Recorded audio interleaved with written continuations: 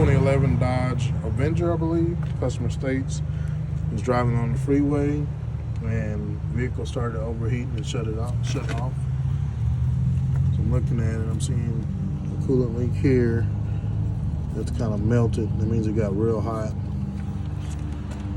And then towards the back, thermostat housing assembly, I see some coolant back there and a little melting on the plastic there too.